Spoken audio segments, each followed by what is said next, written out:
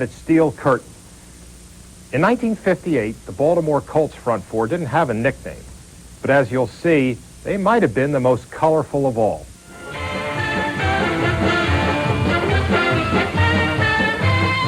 In the late 1950s, the Baltimore Colts won back-to-back world championships. While the glamour of winning went to the big-name stars of the offense, the true personality of the Colts was shaped by the defense, and in particular, by four extraordinary men who played in the defensive line. At right tackle was 6 foot 6 inch, 290-pound Eugene Lipscomb, the Big Daddy of the Baltimore Colts. In the 1950s, the main job of the defensive tackle was to jam up the middle. But Big Daddy revolutionized his position when he invented what is now called pursuit. Whenever the play was directed away from him, which was often, Big Daddy pulled out of the line in pursuit of the ball carrier and made more tackles than any lineman on the team.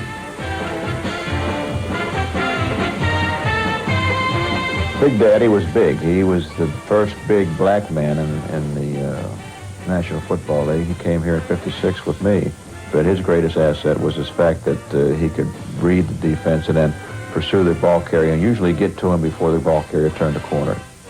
Gene's forte was his great lateral movement. When asked to explain his revolutionary technique, Big Daddy said simply, "I take the shortest route to the ball carrier and arrive in ill humor." He would try to intimidate you. He would try to pull nose things, you know, and squeeze your nose. You know, not in a dirty vein, kind of like you know, like he was playing with you, like a cat would play with a mouse. Reach under your face mask and, you know, squeeze your nose and say, I'm going to get you next time. Would really make you mad as hell. While Big Daddy was cast as the team bully, number 70, Art Donovan, played the team buffoon. Maybe he looked like a big marshmallow or a Santa Claus in a football uniform for the player across the line of scrimmage, but a lot of them playing Arthur Donovan got religion. He was especially adept at splitting the double team. He could take double team blocking and separate it like you would 10 pins because of this immense strength that he had in his shoulders.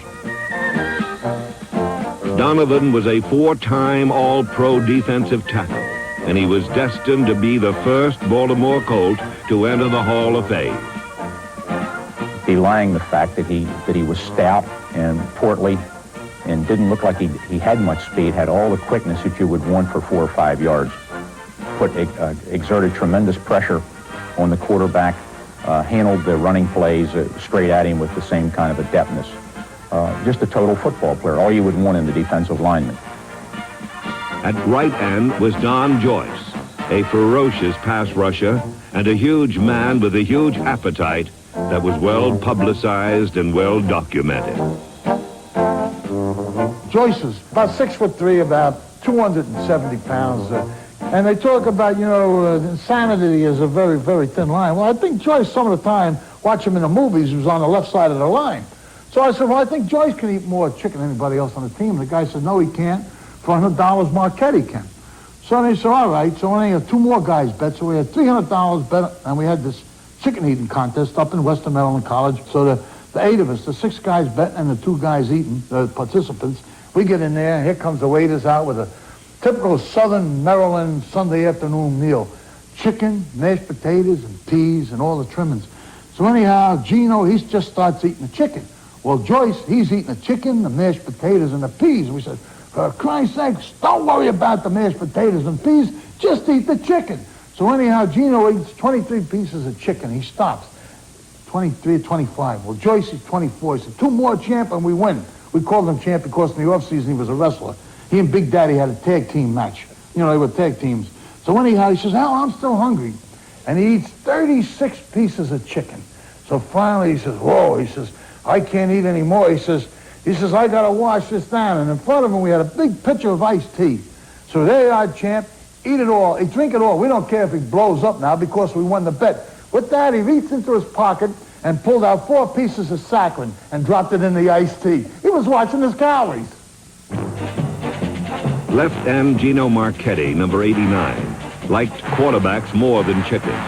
And on Sunday afternoons, he dined in style. Gino the Giant was a defensive end in the classic sense. He didn't just play the position, he was the position.